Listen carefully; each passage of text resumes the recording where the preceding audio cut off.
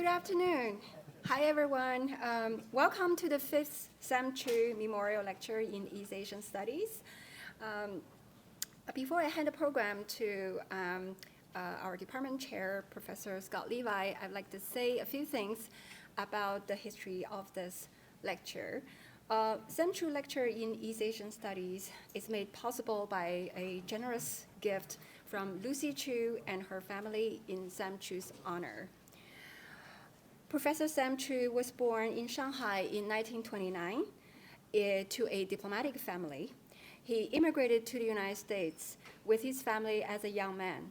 Later, he received his BA at Dartmouth College and MA and PhD in history at Columbia University.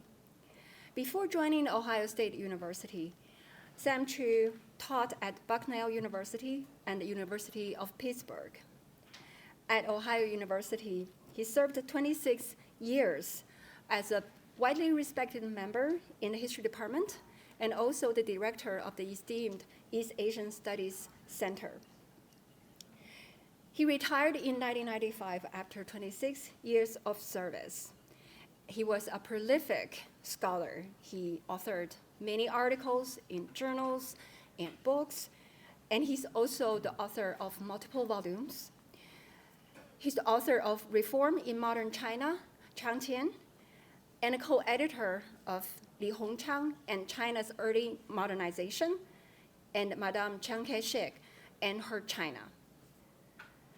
This lecture is a fitting testament to Sam Chu's legacy as a scholar, teacher, administrator, and family man. We are extremely grateful for Lucy and her family's gift and continuous support. Although they cannot be here in person today, I understand some of them are zooming in to listen to the talk and will watch the recorded lecture later. Thank you so much. With that, I hand the program to Professor Levi, the chair of the history department. Thank you. Thank you very much, Professor Zhang. It's my great pleasure to be here today to help introduce our 2023 Samuel C. Chu Lecture in East Asian Studies. As Professor Zhang said, unfortunately, Lucy Chu and her family are not able to join us in person this year. I believe this is a first, and it's really too bad, especially as nobody can brighten a room quite like Lucy can. It's always such a pleasure to welcome her to Columbus. Lucy did prepare a short statement that she asked me to share with you. She says, "I am so sorry not to be present for today's lecture by Professor Pamela Crossley, particularly as she's from Dartmouth, Sam's alma mater. However, I am pleased to continue the Samuel C. Chu Memorial Lecture Series at The Ohio State University. The history department was Sam's professional home for many years, and the faculty, staff, and students meant a great deal to him. Thank you for attending today's lecture presentation. My family and I send you our best regards. Lucy Chu." We wish Lucy and her family could be here to join us, and we would like to extend our deepest gratitude to the Chu family for their generosity, which has enabled us to endow the Samuel C. Chu Lecture Series now in its 7th year. Now, it's my privilege to introduce our distinguished speaker, Pamela Kyle Crossley, the Charles and Alfredi Collis Professor Emerita of History at Dartmouth College. Professor Crossley is a specialist in the history of the Qing Empire and Inner Eurasia, and she also writes on modern China, global history, and the fascinating history of the horse.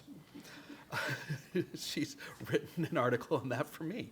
Having earned her BA with high honors in the humanities from Swarthmore College, Professor Crossley went on to receive 3 master's degrees from Yale University, 1 in East Asian Studies, 1 in philosophy, and 1, of course, in history. She then continued on to earn her PhD in history at Yale in 1983. Professor Crossley's professional career has been highly distinguished. Among her many awards, she was a John Simon Guggenheim Memorial Foundation Fellow, as well as a National Endowment for the Humanities Research Fellow.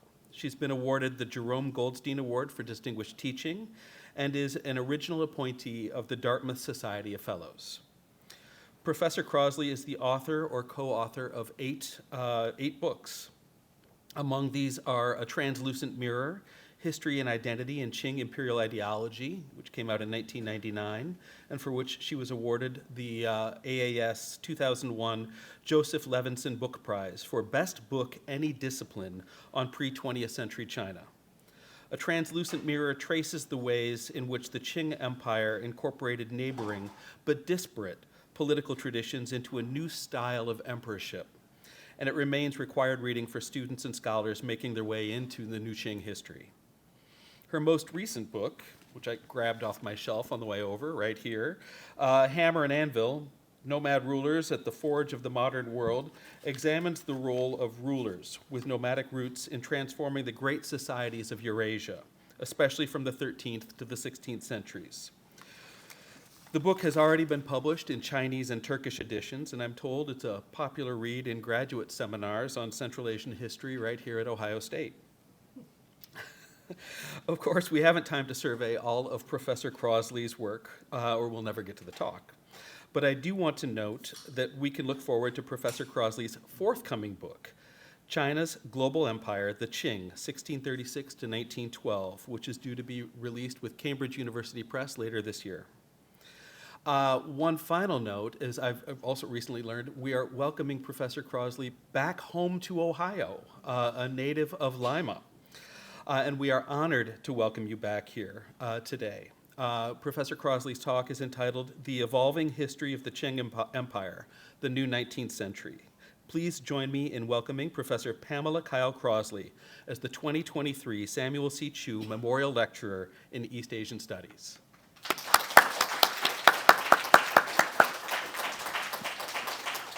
I've got this one here too. Grab that.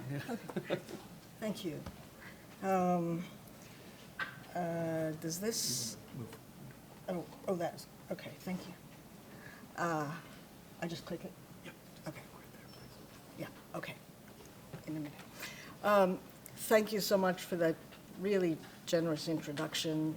I hope to meet that person someday. That would probably be entertaining. A couple things that I first of all, I do want to join you all in expressing my gratitude to the Jewell family. And there's a couple things I want to say before starting. Two things that really delighted me about this invitation. First of all, yes, I am from Ohio, and I have never previously been inside Columbus.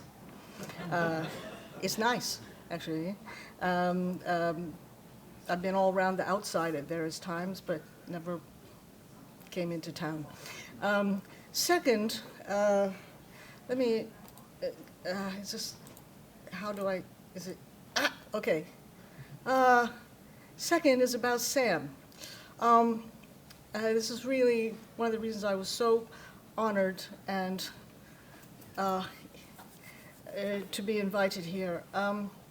I knew Sam when I was first appointed at Dartmouth. I went to the AAS afterwards, as you do, and Sam zoomed up to me out of the crowd and introduced himself and said that I knew about Sam Chu, of course, and his books, but I did not know he was a Dartmouth graduate. And he told me his class of '51 and so on, and he made it his business to introduce me to everybody as the person newly hired by Dartmouth, his alma mater, to teach Chinese history. And ever after, he was always through emails or, subsequent encounters at AES, he was always so encouraging. Not everybody's encouraging at that point. So that was Sam, I think. So I'm really happy to see this series continue. It is so like Sam to just continue the good, and so I'm happy to participate in that. Now, again, thinking of Sam, okay. I thought of Sam's intellectual genealogy as kind of a way of starting out here. What is that? Do you see? Your screen looks like mine. Okay. How do I get that thing to disappear? Go away. Go away. Okay. Usually we sort of when we think of the great founding intellectual genealogies in Chinese studies in the United States, attention usually focuses on Harvard, but actually Columbia has this very, very deep history of, first of all, being attended by very distinguished Chinese who later go on to become diplomats, political people, sociologists, Pan Guangdan, and of course Hu Shi was there and so on. So there was already a nice sort of tradition there before Sam went there after 51. But the other people here, this is Franklin Ho up here, who was he's an economic historian. He was in the economics department. And C. Martin Wilbur down here. I think there's also a very interesting kind of angle that comes out of that period at Columbia, and we have modern products of that in, well, Bill Rowe in particular. I think there's this kind of bright sort of social edge, right, to the work being done. It is a very different community from its contemporary under Ted DeBerry at the same institution. This is a different thing happening here. But I think you can really see in Sam's work the legacy of this kind of sociology, economics, prosopography. This is very strong. Now I'm thinking about the 50s and the 60s here. 51, Sam's graduating from Dartmouth and then going on to Columbia. Now just think about the middle 50s, right, and how difficult it was that time to be doing Chinese studies. And the people had certain things they wanted to know, not so much about China, but about people doing Chinese studies in the 1950s. But by the time we got to the 60s, it had become a bit more on the academic side, and people just wanted to know things about China, like who lost China. So in the 50s, this is more like who do we blame for having lost China? But by the time you get to the 60s, it's more sort of, you know, what happened, what went wrong, what causes these things to happen. And then what's wrong with the Chinese? You know, after we get through the Great Leap Forward and so on, and we're in the early 60s, and people are still wondering why they go communist. There's a lot, you know, thinking of Lucien Pai and these other people, you know, what's wrong with the Chinese that these things, you know, happen to them? A lot of thought turned often. I remember this from my own graduate education, the Taiping Rebellion, as a kind of prototype of radical action in China. People were kind of, you know, stuck on these things in the 60s. And I want, much later in the talk, I want to come back to Sam and his work, thinking of that particular context. Now, here's an interesting thing. Of all these things that people want to know, okay, see, that shouldn't be up there like that. That's a quote from Thomas Taylor Matthews. I mean, Thomas, Tom Meadows. They want to know who lost China, what's wrong, under the kind of pressures of an environment like that, you have these people, like C. Martin Wilbur's actually one of them, who are already very accomplished in the study of early China. And some of them are doing Confucianism, and some of them are doing ancient religions, and some of them are actually doing Han history or pre-imperial history. And then all of a sudden in the 60s, they're writing about the Chinese Communist Party. And I think this was sort of in the mood at the time. It wasn't just C. Martin Wilbur did this, but Benjamin Schwartz.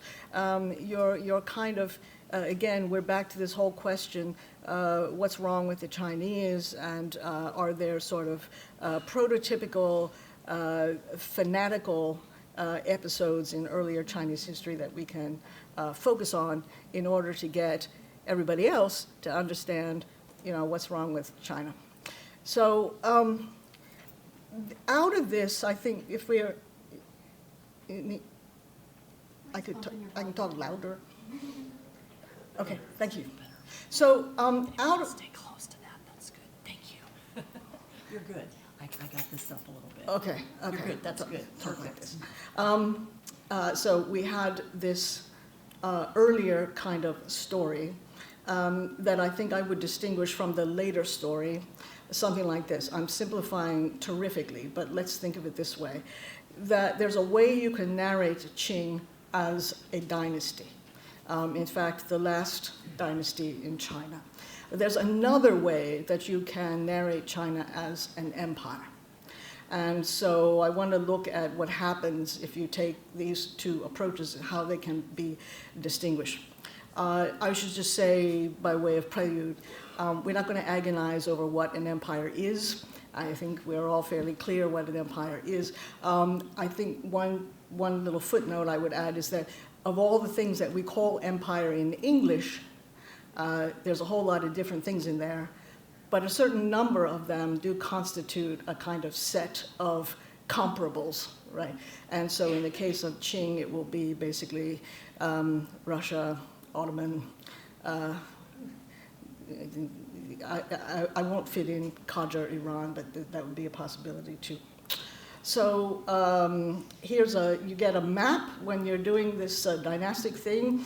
It has black lines around it. It shows you, and you look at it and you say, aha, there's the Qing dynasty. It's now become this kind of spatial entity. But it isn't yet quite chronological, is it? So there's these themes. One of them is this Malthus theme of fatal growth. Explosion of the population in the 18th century causes all the problems in the 19th century. And just as a historiographical note, a lot of this, I think, was kind of vague and based on assumptions until the work of He Bingdi. He Bingdi, in this Studies on the Population of China, it was published in 1959, he really made this specific and concrete. He showed exactly how this worked. Now, I don't think that he was in any way entirely persuaded by Malthus's ideas. I'm just saying this is a critical stage in the installation of this. This is a kind of component of the discourse of dynastic China, Qing dynasty.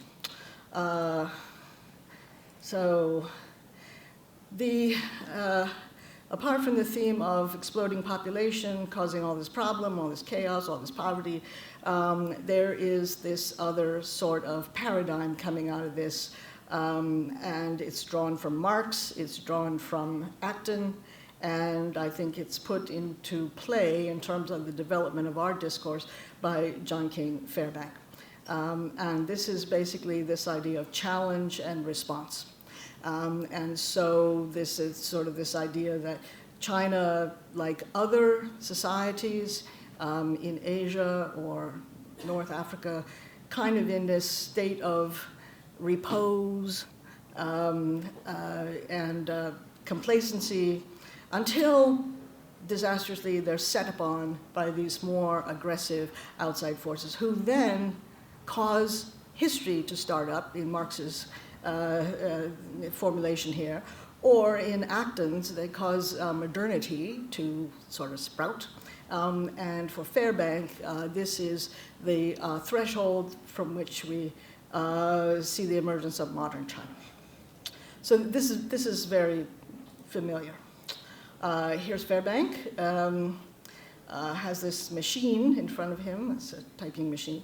I think there's a lot of interesting things to say about Fairbank, actually. People can say sort of, dismissive and stereotyping things, but there's interesting things to say. I find one of the most interesting dynamics here is that he was taking these ideas that come from Marx and come from Acton and applying them to China. But there is this strange sort of dynamic of parochializing that comes out of Fairbank's approach to this. In other words, once he's applied it to China, he's not interested anymore in Europe or Egypt or India. It's about China. And this parochializing, this sort of looking at China as only China, is a kind of ethos that I think is reinforced many times in this telling of the history of the Qing as a dynasty, the last dynasty of China. Now, Deng Suyi also very important here. Deng Suyi is important to Fairbank for a whole lot of reasons, but one of them I'm interested in here is he himself as a link to the Chinese nationalist historiography of the early 20th century, in which there is this same sort of dynamic of criticizing the traditional civilization, blaming certain figures particularly of the later 19th century for not making a successful response to the West.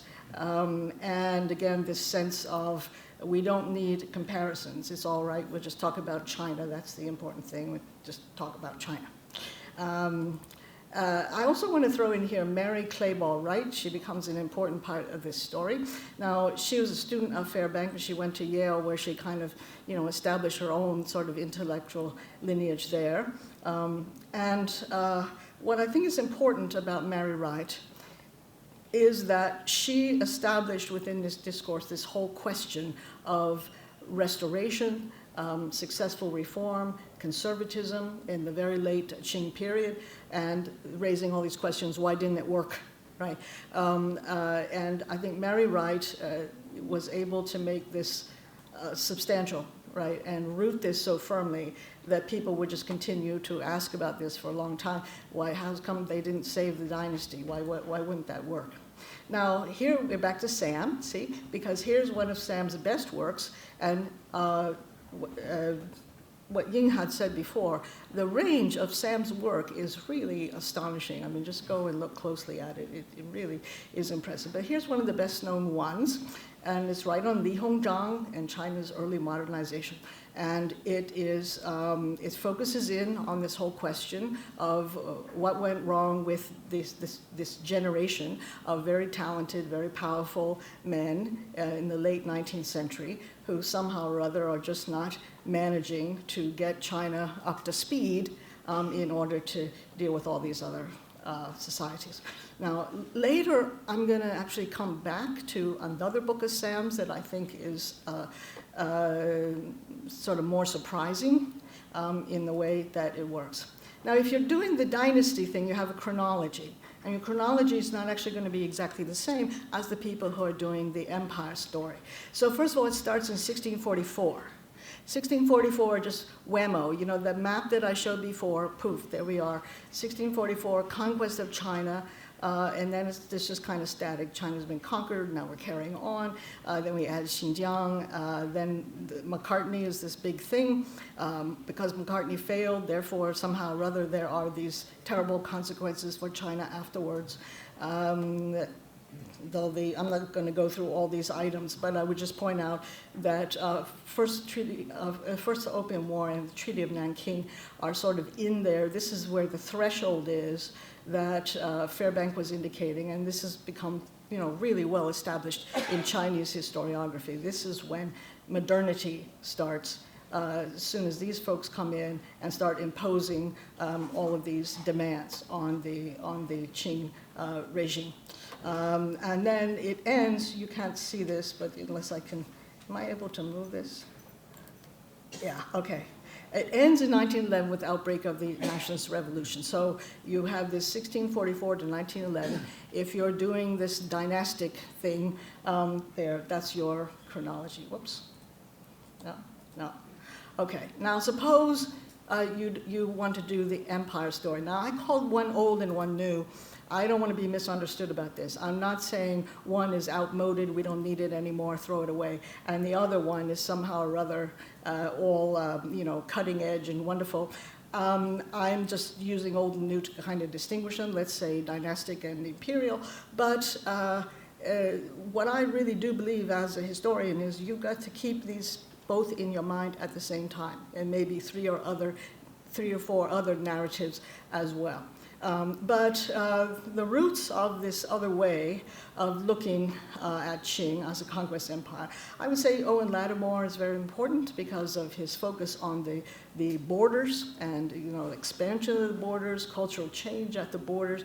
David Farquhar was very important for showing some of the very specific ways in which the imperial part of the Qing Empire was actually derived not from China, but from the Mongolian political world. And of course, Joseph Fletcher for bringing not only his comparison with the Ottomans into it all, but really a kind of deep history of the Qing expansion into Mongolia and Xinjiang. You have your own chronology. It's different if you're doing the empire. You don't start in 1644, you start in 1636, and you could actually start a lot earlier if you wanted, but let's say 1636 when the empire is actually promulgated, and immediately after the invasion of Korea, so that the first thing you think is by 1644, when the Manchus are showing up inside the Great Wall, Qing is already a conquest empire of some size and power. And that's the form in which it comes to China, right? Not a bunch of ambitious sort of herdsmen from the borders who just decided to ride into town and take over. They already have this big empire, and now they are moving into China.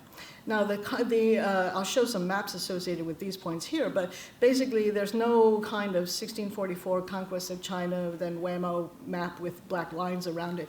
This is a long process from basically 1644 to, let's say, 1685. And during this period, South China is a conquest frontier in its own right, and it can be narrated in a way that's not the same as, but has some similarities to the way you would narrate conquests of Mongolia, Xinjiang, and so on. So that happens in stages, and then there's a whole history of the Dzungars and the Khosrows and so on. Before you get to these items here that look a lot like the other chronology, except as you can see, Treaty of Nanking is here, but Opium War, it didn't make the cut for the very, very short list. So, and we'll talk about that again for a little bit. And then we don't have the death of the Guangxu Emperor or Cixi in here.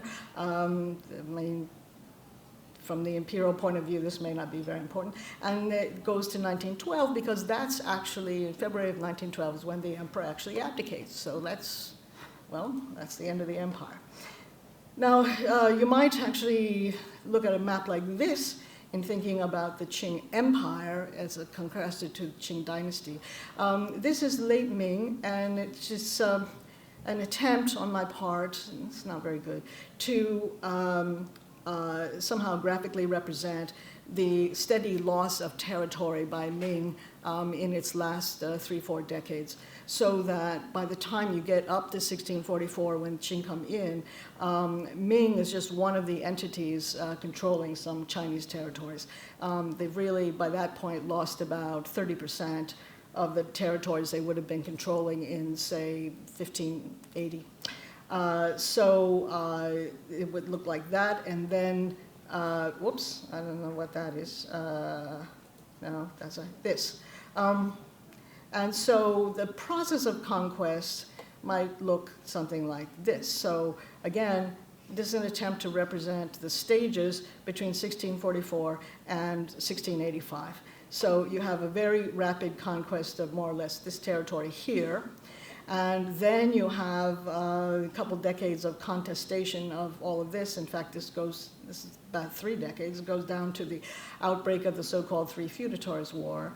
And then only after those territories are conquered, then you have the incorporation of South China and Taiwan. So it doesn't look like the dynastic map we saw before. And in fact, here's the Mongols still up here, and here's Tibet over here, still, sort of free as of, let's say, 1690. So this is, I want to take these two sort of narratives and just look at some specifics of how they would work if you're comparing them. So this idea of the 19th century as the crisis threshold of modernity, this comes out of the sort of Fairbank narrative. And so to kind of examine that more closely, let's say, if you look at it from the one perspective of the dynasty, what's the greatest problem of the 19th century? If you're looking at it from the imperial side, what's the greatest problem? So I think if we're looking at the dynasty, there's this unsuccessful response to the challenge from the West. And from the Opium War to, do you see this thing here? Can I move this? Okay. To containing the Boxers, and unsuccessful because of excessive population growth, economic stresses, social, growing social disorder, blah, blah. If you're looking at it from the point of view of an empire, then one of the first things you appreciate is that there are fatal inefficiencies in all the overland empires. They are very different in this respect to the sea empires emanating from Europe at this time. The sea empires can float around looking for very profitable places to attack and colonize. It's got resources you want. They could be human labor, but they could be other kinds of mineral resources, timber, whatever it is you want. You don't go around colonizing places that don't really have any value to you in terms of trade routes or the goods that are either natural goods there or been manufactured. That's just the way that is. The overland empires are, for strategic reasons, they are obliged to occupy and fortify vast expanses of territory that really may not have any profit in it at all. In fact, it can be kind of a sink, a money, I don't know what you call it, a money pit, which was what Xinjiang was for the Qing, for instance. And so this is what Qing is struggling with from the beginning. The beginning of the 19th century. This is actually something that's very successful in earlier periods.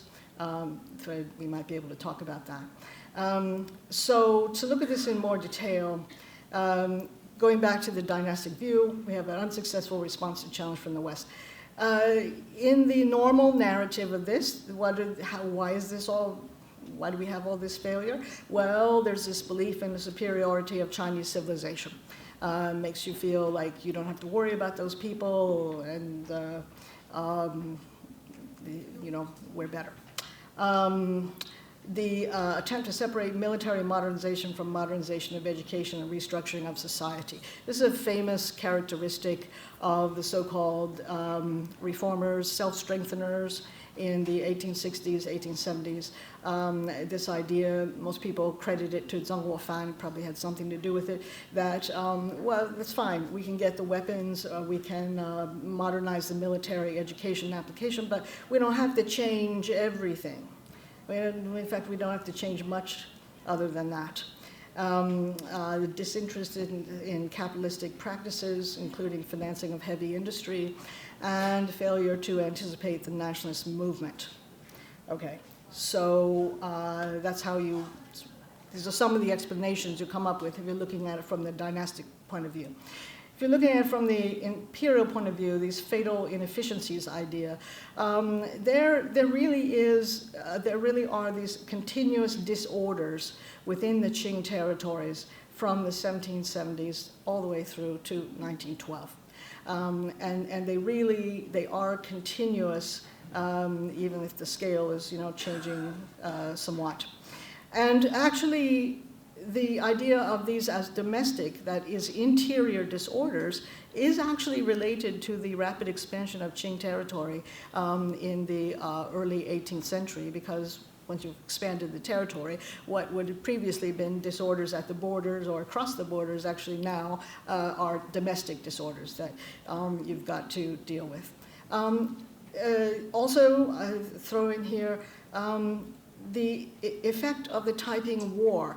Now, when I was in graduate school, this idea was that, well, there was a Taiping rebellion, it was a real threat to the dynasty, because the dynasty was kind of tenuous anyway, it was kind of weak and so on. So this big rebellion sort of threatened it.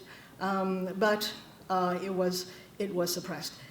I don't think that's really what happened in this civil war. There was the establishment of an alternative state that was not itself an empire or a dynasty. And the damage to the population, to the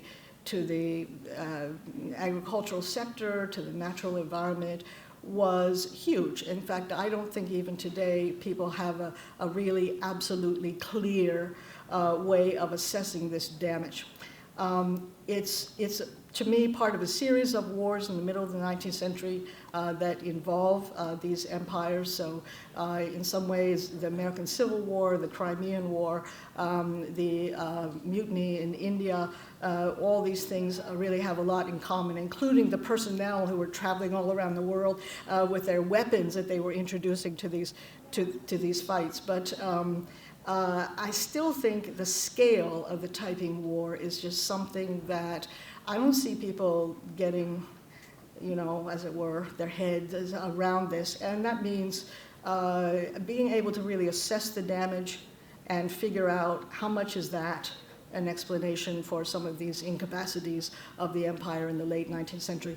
It's really difficult. And I haven't seen people doing work that is actually attempting to quantify this, right, in a really convincing way. And that may be because it's not possible to do. But what we do know is that after this war, there was no centralized reconstruction. I mean, to me, the really amazing comparison is with the United States, which also had its civil war at virtually the same time. Not on the same scale in absolute terms, but I think proportionally, probably just about as damaging to the society. And the response was to centralize the government, create new forms of revenue, and basically strengthen these kind of command lines that would have probably afforded effective defense against outside countries, except nobody's actually attacking us at the time. So instead afforded effective lines of command for expansion westward into other people's territories. Military modernization was left to the provincial governors, I think, again, for very good reasons. But what it meant was that there was not sufficient coordination on a scale necessary to defend against Japan. And then no ability to co-opt the nationalist movement because of pro-Confucian posed during the Taiping War. This is, a lot of this I don't want to get into, but this is sort of connected to a lot of my ideas about the way that the rulership was structured in Qing and the resemblances it had to the rulerships of Russia and Ottoman in particular. And in all these cases, if you're looking at 17th, 18th centuries, it's part of, can you hear me? Okay. Is this on? Yes. It's part of the imperial ideology, the imperial presentation, to not try to create this identity with the common population. So you have this whole narrative of the imperial lineage that they come from, somewhere else. And, in Russia, they're Germans or they're Vikings, and in the Ottoman, they're Osmanli, right? And not just the plain old August Turks. And then, of course, in China, it was Manchus. But in the 19th century, all of these rulerships are compromised on this particular point. And in the case of Russia, most famously, you have the nationality reforms and so on. But in the case of Qing, in the Taiping War, the Qing court had assumed the pose of the champions of Confucianism. Well, if you think back to Deng Siyi there, I mean, he's part of this generation of historians as a larger generation of intellectuals who are hugely critical of Confucian culture and, in fact, blame it for most of what might have gone wrong in China in the 19th century. So it didn't actually create this kind of sort of bone-deep, right, identification between the rulers and the people. Doesn't mean that if you did, you would succeed, because that's obviously not what happened in these other cases. But just another case study. Why did China lose the Opium War? And China here in quotes, because the Qing Empire actually lost the war. It's just that China got the brunt of the experience of that. From the dynastic point of view, yeah, and a lot of this is part of the Fairbank narrative. Inattention to British frustration with trade. Disbelief that Britain was not a strategic threat. There's something wrong with this. It means disbelief that Britain was a strategic threat. Moral conviction led to unwillingness to compromise, disinterest in military preparation, modernization, refusal to accept terms of international diplomacy, refusal to accept international law, belief that treaties would be a way of using barbarians to control barbarians, and then sinocentrism. Now this sinocentrism thing here, the people who are doing the dynastic narrative, they make up words, and I always wondered, why are they making up these words? Sinocentrism, just means, egocentrism, basically, or, national centrism, but they're making up other words. So Sinicization doesn't mean just assimilation and acculturation. It's something really sort of charismatic. It's Sinicization. I mean, why? What do you need a word like that for? It's just, I think, in the underpinning of the Fairbank narrative, and I'm just connecting it with him for convenience, is in fact charismatic. It is exceptionalist, right? It has sort of magical qualities that only China experts can understand, and other folks are all sort of in the dark. So sinocentrism, you have to make up words, put them in there. If you're looking at it from the imperial point of view, why would China lose the Opium War? How could it win? Nobody won a war against Britain in this period. I mean, why would Americans who, two decades before, the British are burning the White House and sailing up and down the Potomac, why would Americans ask themselves, well, why did China lose the Opium War? It's just, I don't see a question there exactly. I think also to the Qing court, it's pretty clear, you look at their communications, they didn't think the Opium War was any kind of big deal. It was a kind of smallish confrontation.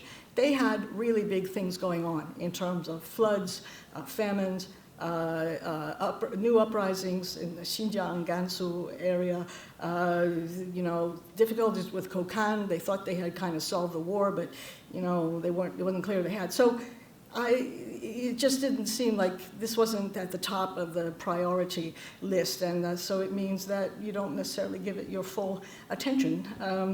And the consequences of the war didn't look daunting. I mean, there were lots of reasons why the Qing court made the assessment that however this goes, it's not really going to be a big deal.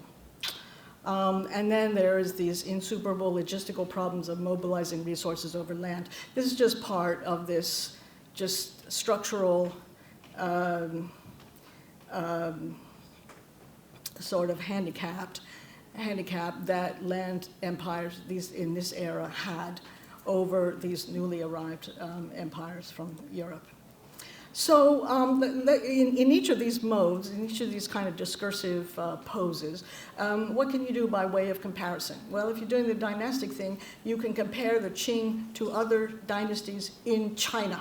So that'd be earlier dynasties. You come up with this late imperial China thing.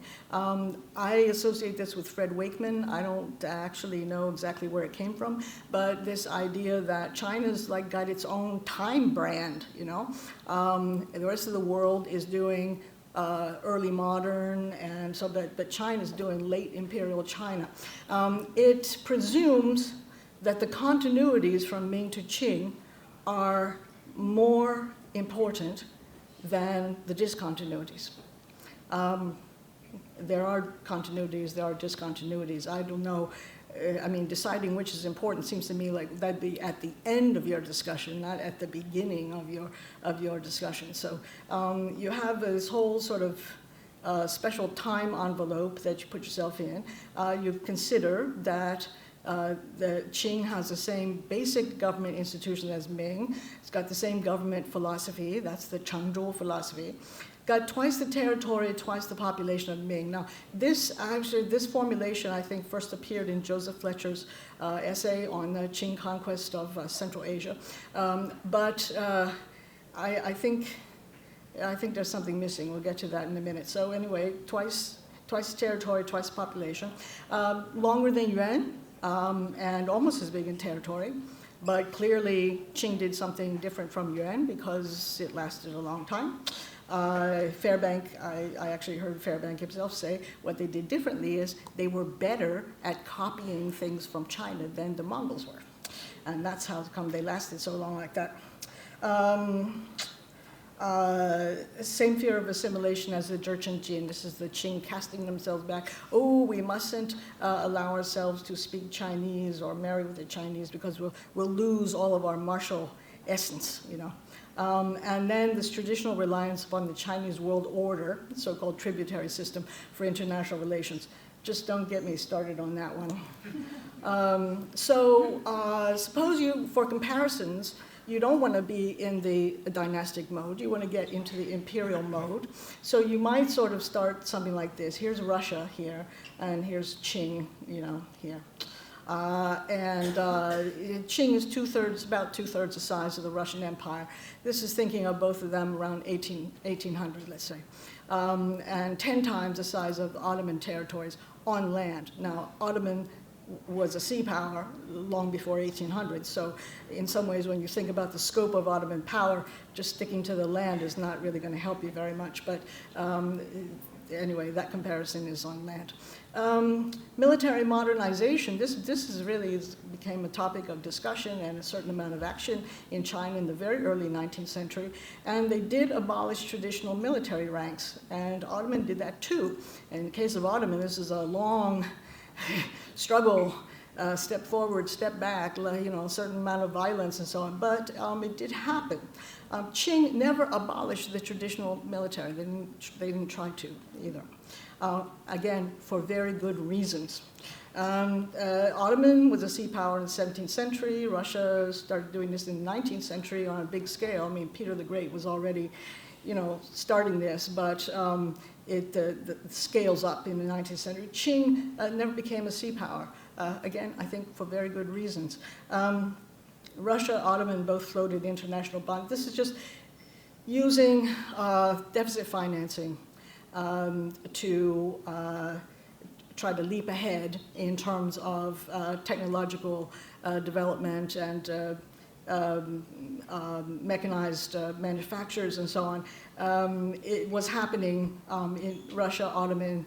It was also happening with Iran in the middle of the 19th century. Qing experimented very briefly with this in the 1850s, but they didn't pay the bonds. And so it kind of ruined like the whole thing.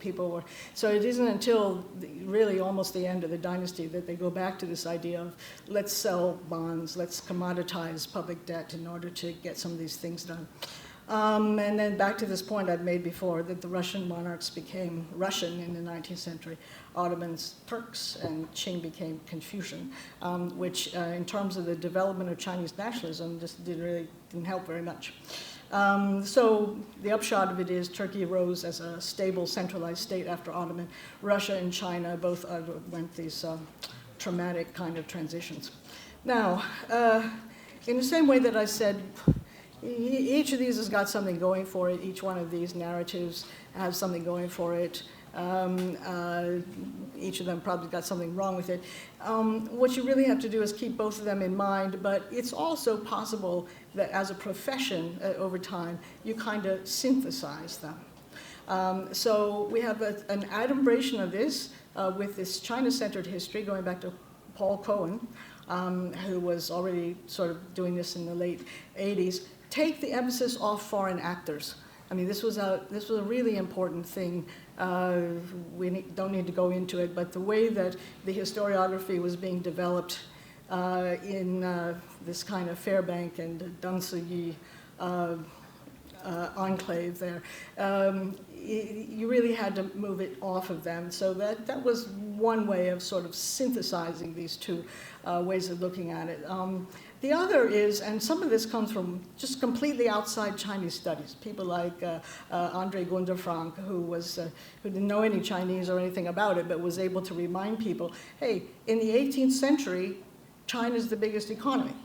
I actually, in my own case, I call it the most influential economy because whether it's absolutely the biggest and whether or not it's hegemonic and all that, the Chinese economy consistently through the 17th century, 18th century, and probably a lot of the 19th century was the economy that was influencing the patterns in other societies in terms of production, in terms of trade routes, in terms of diplomatic representation, choices about what we're going to make, can we sell it in China, or what can we get from China we can sell. I mean, this really controlled the development, this influenced the development of economies all over the world. Economies we think of as very successful and influential in their own right.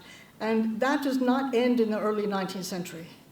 That China is, as of 1880, is still the world's largest economy. And in fact, in absolute terms, it's continuing to grow. What's actually happening is that China's percentage in terms of global GDP is declining because of the emergence of these tremendously productive societies in Europe and also the United States. So when you take the imperial view, you're probably more likely to think in terms of the consistent economic success of Qing all the way through the 19th century, rather than if you're taking the dynastic view in which people are becoming corrupt and lazy and sinocentric and then what's going on. So related to this, Qing state as successful fiscal and security regime before 1820. I'm just saying 1820 because that's the Angus Madison year. I mean, they have statistics for like every society for 1820, and then 1819, 1821, nothing. So let's say 1820, the state is continuing this 18th century record of successful intervention. And in terms of the population curves, these from 1500 to, let's say, 1950, the Qing population curve looks almost identical to the global population curve. So when Qing population is doubling in the 18th century and, oh my gosh, this is going to cause all these problems in the 19th century, global population doubled in the 18th century. Whether the population is doubling or whatever, this is a matter of whether you can support it, whether you've got the trade networks, you've got the sort of material infrastructure to be able to support these people. And that's just a whole lot of variables that are not connected to population as an issue in and of itself. Imperialism, what you see from taking this imperial view of Chinese history is that European imperialism is maybe more important as a factor in the consolidation of nationalism in China than as an explanation for China's economic or cultural woes. And if you just want a short way to make this very clear to yourself, you can look at China's economic history of the 19th century in comparison to the economic history of India. Now, the role of foreign imperialism in what happened to India's economy is just a big controversy, but maybe they should actually make this comparison as well to get more clear about certain things about Indian economic history. Imperialism, as it was experienced in India, in Southeast Asia, in all these many parts of the island Southeast Asia, South China Sea, that really didn't happen in China. And so imperialism is the unequal treaties and so on. And the unequal treaties, the intention was probably purely imperialistic, but the effect was actually to drive this very dramatic expansion of Chinese global trade in the later 19th century. And along with that, the income of the imperial court and indirectly of the state. There's money pouring in because of these kind of mechanisms that are built into the treaty system. Now here, in terms of this synthesis, this is, I think, this characterizes the current generation, the immediate previous generation of scholars working on Qing history. Just looking at scholar officials, right, which was, this was a big ethos coming not only out of Harvard, out of Columbia. These are the people, these are the important guys. This is what makes China special. The most educated people are exercising the most power. The way that people are now looking at it from this imperial point of view is this doesn't work. This doesn't tell you about success and failure. You need to look much more broadly. You need to look at cultural identities. You need to look at women, farmers, workers, and the private economic sector. And that's where I want to sort of come back to Sam and end the talk. And this book here, this is Sam's first book, published in 1965. It's not the one that gets the most attention because it's not about Li Hongzhang, and it's not about any of the great reforming governors of the late 19th century. It's about this guy, Chang Chien, who had a classical education, had a sort of minor official capacity for a while, but his life was mostly spent as a private merchant, attempting to stimulate the growth of local economy, trying to make private efforts in terms of educational reform and looking after the indigent and so on. And this is more like where we are now. I mean, and Sam was anticipating this in 1965.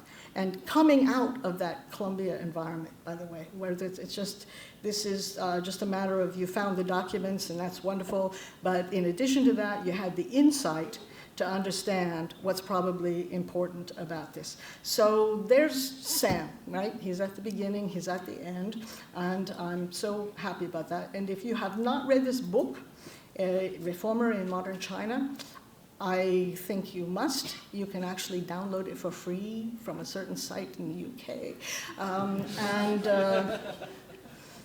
That's what I want to say. Thank you.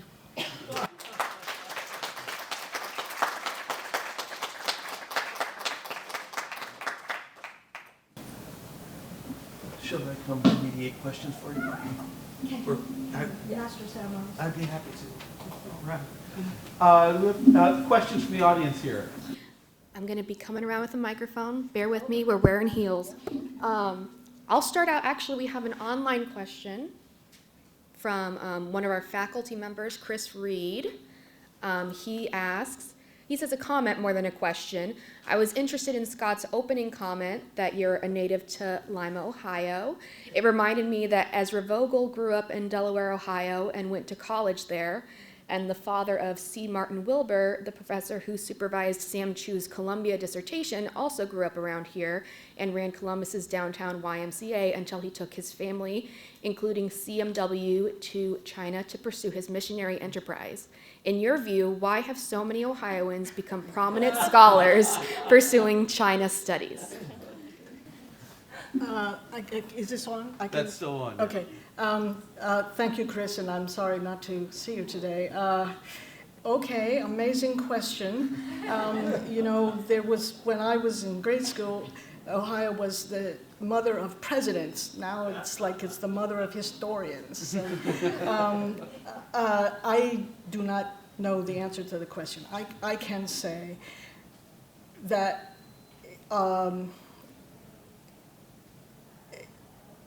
okay, I don't want to join and point to this. Traditionally, yes, good. Traditionally, yes. Ohio has really been outstanding for education in every sense. We have as many famous educators as we have historians. And there has just been a long, long history of very strong community support for and also of historical consciousness. So family reunions in every little town with its library, and I mean, just this idea of history everywhere. It's a kind of reflex for people, and it could be, we were talking about this, Scott, maybe it has something to do with living where the land is very flat, and the sky goes all the way to the ground, and there's just something astonishing about that sets human activity in a very clear light. So I don't know. Quest for the horizon. the horizon. That's right. Yeah, okay, that's even better, I like that.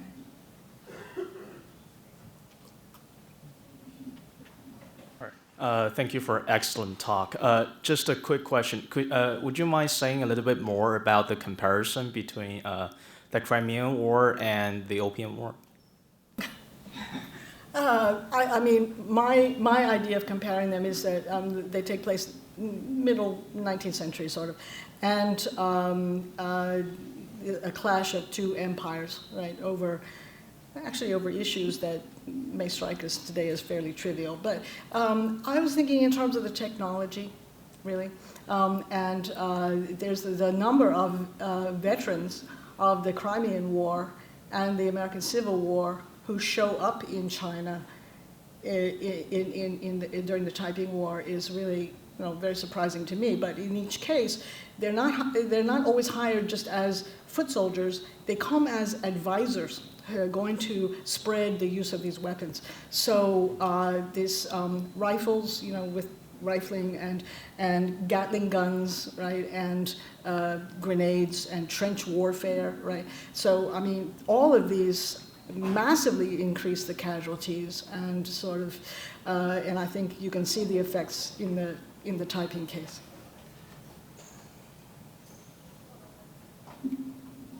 Perhaps a minor issue, but American missionaries are credited for having a considerable impact in the Middle East by helping, Arab Christians in the Levant adopt, the printing press, by helping Armenian communities develop a new school curriculum, opening eye hospitals, that kind of stuff. So they did play a significant role in Ottoman modernization.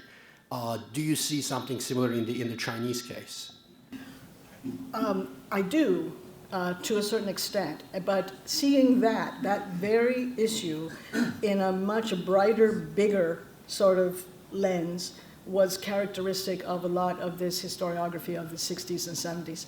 But I think particularly when you look at cities like, Shanghai probably is the best example, a lot of the modern business enterprises connected to printing and producing the machines that do the printing and the distribution, they do go back to, in many cases, to these Christian publishing houses of the 19th century. And in fact, the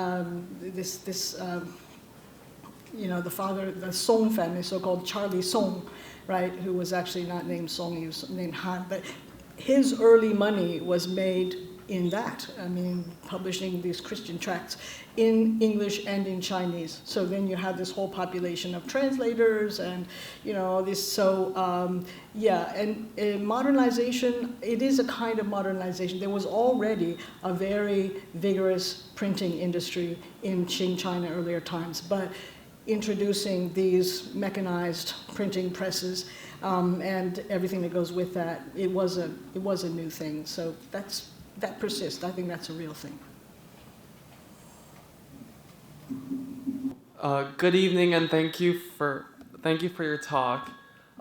My question kind of relates to some research I did last year about the McCarthy envoy to Qing China and the Qianlong court, and some of the sources I read mentioned how there were opposing accounts from the English side and the Qing side, and okay. You could shout like. Can you hear me clearly? I can hear you. Okay, so I was just going to mention that on the English side, they mentioned that Qianlong was completely disinterested in all the scientific instruments that McCarthy had brought, while according to Qing Shilu or Qing Shigao, they mentioned that Qianlong was in fact very intrigued and he did want to study them further. So that leads me to the question of so we have these different accounts from the West and the East, and I feel like that relates to your mentioning of the dynastic point of view and the imperial point of view. So how much, I guess, emphasis or how much weight should we place on these points of view? Because do you find them true in their own way in some? Yep, I understand you. That's a very good question. Well, I just got done writing a lot about this, a whole lot about this for a book, and yet my answer is the event itself was not very important. But I think the interpretations given it at the time, and then 20 years later, and then 50 years later, I think those are important aspects of it. A very good thing to look at is Henrietta Harrison's book on the translator who accompanied the mission, Li Zibiao, but she just has a lot of details about the whole thing. I mean, it seems pretty clear. I mean, we're now in a position, people were not for a long time, but we're now in a position to really be able to look at what there is from the Chinese side, which is not that much because people didn't really think it was a big deal, and then what there is on the other side, from the accounts of people who were there, McCartney, John Barrow, and so on, and then the kind of revisitation of it later on by young Staunton and so on. It seems pretty clear that the emperor actually was willing to say, now that I understand you didn't actually come to celebrate my birthday, and you didn't come here for any sort of ritual reason, I don't care whether you do this, koto or not. But since you won't agree to abide by our trade regulations, we have no business to pursue anyway. So, have a good trip back to Guangzhou.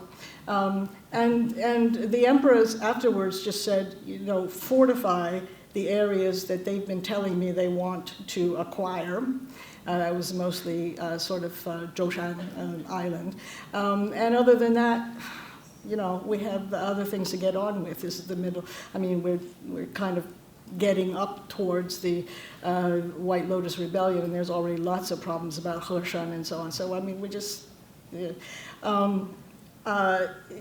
is, I think that the twists that were put on this by the English narratives, particularly in the press, at the time, and then again, just at the time of the Opium War and so on. And this is where you get this, and this account has actually become sort of embedded in the dynastic narrative that the Opium War, you probably wouldn't have got there if they treated McCartney differently, I think things would have been the same. But, the Dutch, you also read Antonio Andrade's book on the last embassy, because the Dutch, who went very soon after McCartney left, were treated very nicely, all happy, good, warm relations, and they also got nothing in terms of compromises on the trade. So, there's all kinds of narratives to compare, including, the Dutch narratives of their own experience, and that's a good question.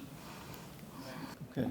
Yeah, thank you for a very concise summary of 276 years of Qing dynasty. And I have two questions related to the modern world. The first question, your talk really reminded me of a book, if I remember correctly, 12 years ago. Another historian wrote Civilization, the West, and the Rest. So my first question is, based on your many-year study of Chinese history, particularly Qing dynasty, what are the major differences in the society development between the West countries and the Chinese society? So that's my first question. The second question is, you mentioned about, in the late Qing dynasty, you mentioned about the Chinese world order. And recently we have seen another movement from the Chinese government to push the new Chinese world order. What's your opinion about the new order? The two questions. What time are we supposed to finish up here? We've got until about 6. Oh, okay. Yeah. Oh, that'll be more than enough time. Thank you. Really challenging. On the first question, I'm not trying to be evasive, but I think I have a little bit of an out because there is no West. So I can't really compare China to the West. And this idea of the West, this is an important part of the dynastic narrative, isn't it? And you're supposed to think that Europe, I don't know, everybody in Europe got into massive mechanization at the same time. Everybody in Europe got into international law and recognition of sovereignty at the same time. But they, that isn't what happened. So massive mechanization just begins with this little fringe over there, Britain and the Low Countries, basically. And they had to really Europeanize the rest of Europe in order to create this entity that we now call Europe, which we think is a component of the West. And actually, even today, you ask these spokesmen for the Chinese government, Wang Huning and these people, well, who's this West? They always say United States. Okay, so what was the West? Just zip zap disappeared entirely, but it had to be created over time, right? So that, and at the end of that process, let's say the experience of a country like Italy is a lot like the experience of India, in the sense that Italy was the most wealthy. Italy, as all those polities in Italy. This is the wealthiest place in Europe in the 16th, early 17th century. By the time this wave of massive mechanization has swept out of the Western fringe and taken over, Italy was never again at the top of the sort of wealth tables of Europe. So there's no sort of Europeans doing all this stuff to all these other people. This just has to be created out of more or less nothing. So I have a feeling that if I didn't have that sort of way of evading the question, I would probably in the end say there's no real big difference. But historically, these polities have all diverged in various ways. And so I can skip out on that one. Now, this Chinese world order thing, well, didn't I say don't get me started on this? So, now you're getting me started on this. So interesting that the McCartney mission was raised, because that is the locus classicus for this notion in English language historiography of a Chinese tributary system. His interpreter, Li Zibiao, it wasn't McCartney, it was the interpreter, put this word in, tributary nations. That was not in the Chinese from the emperor, because it couldn't be, because there are no institutions in China that are named for associating tributary status with particular countries. Now, what they did have is, yes, there is tribute, and there's lots of records of people presenting tribute. This tribute comes from officials inside the empire, certain kinds of cultural communities inside the empire, visiting peoples who may or may not have states, who come from outside the empire. If you're giving stuff, money or goods to the court, either because you just had this idea on your own or they actually told you to do it, that is tribute, and that is recorded, and the people know about that. Second, there are lists of the people of the sovereigns from outside China who can send ambassadors to perform the guest ritual, right, the Bingli. That is a real thing. That is a list. But that list that's all there is to that. If this were a system, right, or if this were a world order, you would be able to predict the nature of relations between Qing and one of these participating sovereigns just because that's the system, right? But you can't. The Qing relations with Korea were totally different from Qing relations with what I call Vietnam. That's, Qing called them Annam and then something else, but totally different, totally with Ryukyu, totally different, with Thailand, Nepal, all very different. And many of these countries would write, Nepal did this, Burma did this, and said, we'll probably send an ambassador, but no tribute, we don't feel like doing that. Ryukyu wrote, and said, oh, you're the son of heaven, wonderful. Then they would write at the same time to the shogun, Tokugawa shogun, and say, oh, you're the son of heaven, great. So you can have all these sons of heaven, there's no system. is totally not a system, and it doesn't predict any of the things that political scientists today say about peaceful relations between, I think there were wars between the sovereigns on this list frequently. There's just nothing about what we think of as the tributary system that's actually historical. It's an ideation. Now, as an ideation of the current government of China, it may be a very powerful thing, right? It just doesn't happen to be historical. So that'd be my answer to that. Is it okay? Okay. Yes? Oh. Well, thank you very much, Pamela. I enjoyed it very much as usual.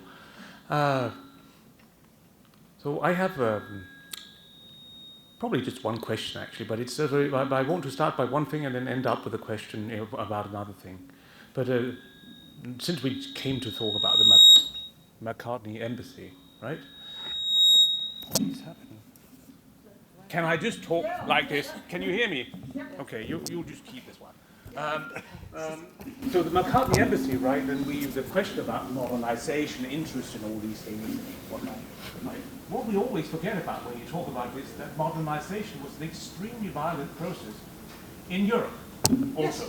Yes. I mean, it wasn't just like everyone just said, oh, let's have fun and become modern, right? I mean, the French had to undergo a revolution at least once, right?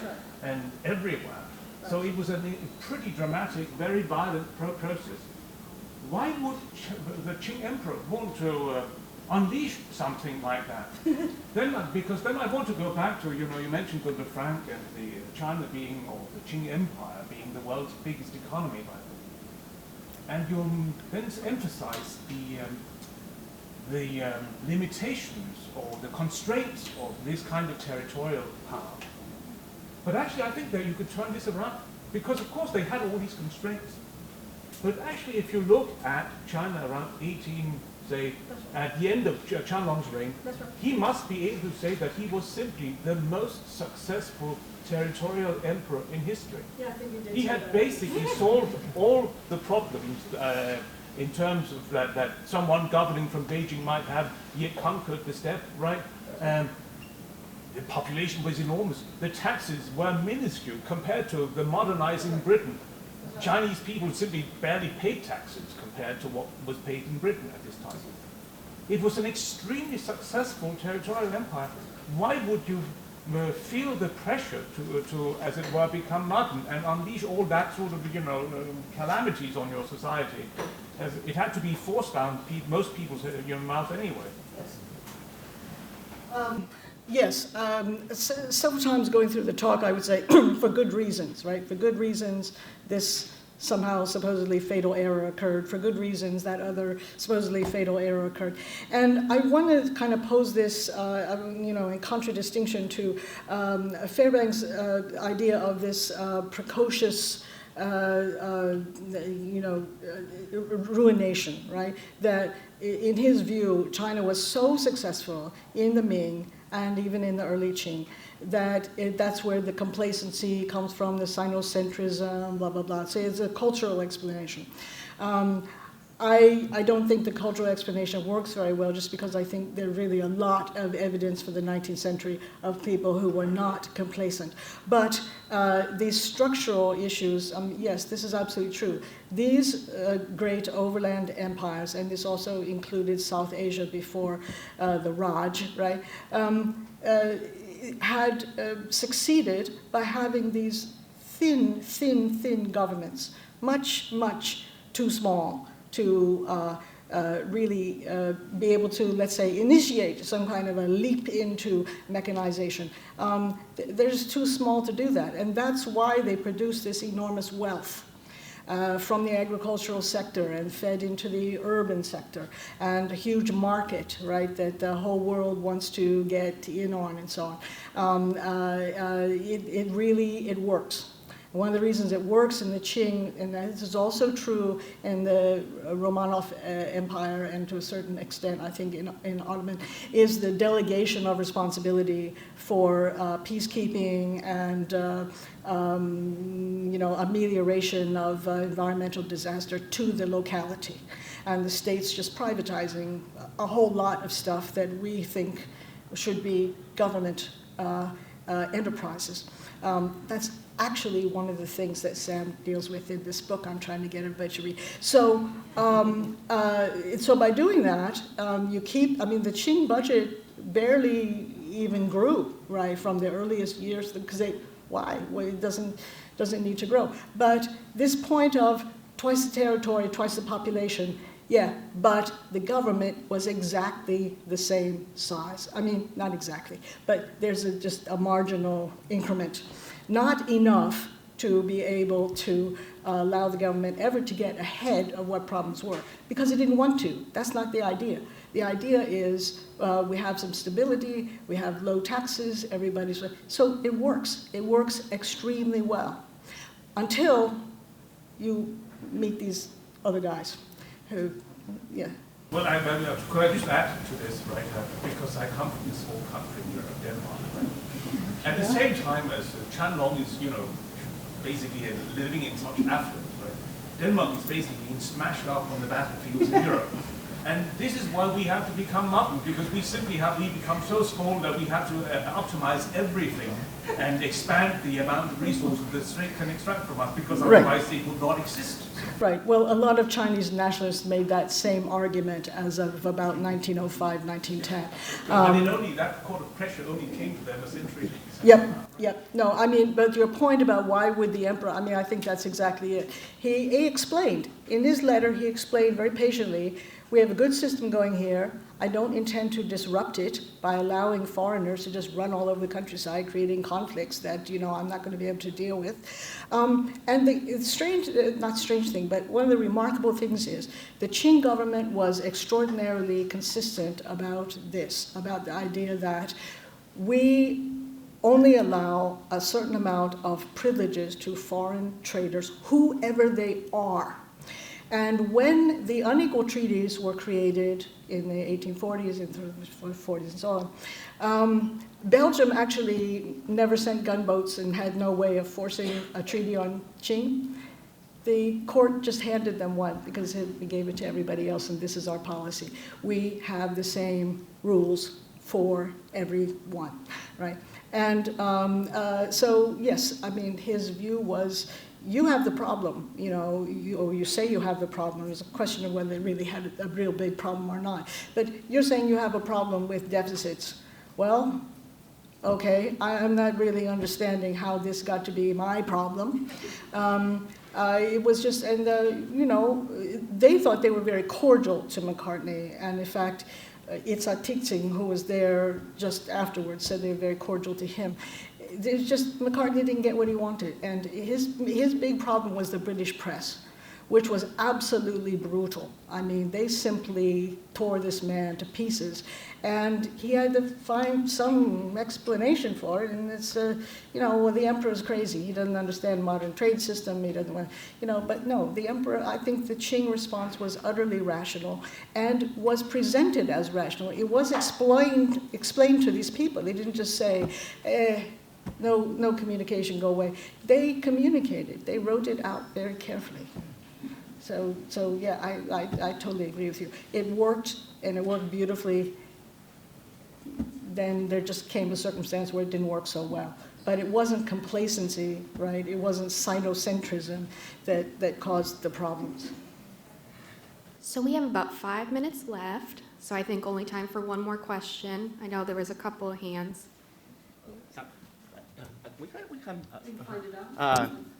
Thank you, Professor. I think I can just talk without this. Yeah. Live stream, if you could talk into the microphone. I'll hold it. Okay. So thank you, Professor Crossley. Very interesting and wonderful lecture. I have a number of questions about your comparative framework, but I will only ask one. We can talk more maybe tomorrow. So I like how you problematize the dynastic, narrative, the old story, right? But I would wonder how you respond to Tim Brooke's Greater China argument, right? His argument is there was discontinuity between any dynasty before Yuan and the Yuan-Ming-Qing dynasty, but there was continuity between Yuan-Ming-Qing dynasty, not only because they were dynasties, but also because they were similar empires, right? So the continuity happened because they were, sort of, Euro-Asian empire dealing with similar kind of issues. So we can argue there was discontinuity between Yuan-Ming-Qing as both dynasty and empires. So I would wonder how you respond to this argument. Well, as I said, I mean, there are continuities. Absolutely, there are, not just from Ming to Qing. I mean, there's continuities from Han to Qing. There's continuities from Zhou to Qing. The question is, what's the significance, right, of that? I understand what you're saying about Tim's book, and it's not the kind of narrative I find completely convincing. One of the reasons is when you discuss cultural change, and this is also typical of this dynastic narrative, it is this zero-sum game. If you learn to speak Chinese, you must have forgot how to speak some other language, If you wear Chinese clothes, you must have stopped wearing some other kind of language. I mean, that's not real cultural life. People combine cultural influences in all kinds of interesting ways, and cultural change can happen for a whole lot of reasons, in addition to taking a whole lot of forms. And so the influence of China, well, yeah, if you are the world's most influential economy for almost 2,000 years, and you have all of this to offer the rest of the world in terms of culture and technology and so on, well, it is going to get out, right? People are going to be adopting it. People at the borders are going to be actually traveling to and fro. So I think, all empires have this sort of penumbra around them of their influence. And if you want to call it Greater China, okay, I would call it, the direct influence of Chinese culture and the economy. It's just, you understand what I'm saying? I'm worried about solipsisms, right? So Greater China, is that because what? We have a Greater England, right? Do we have a Greater Germany? Yeah, probably on those terms, but somehow or other, you won't see a book with this sort of title. So I'm worried about these solipsism. I'm worried about this imputed charisma, that all of this is very characteristic of this sort of dynastic narrative. Thank you very much, Pamela. Please join me again. Thank you.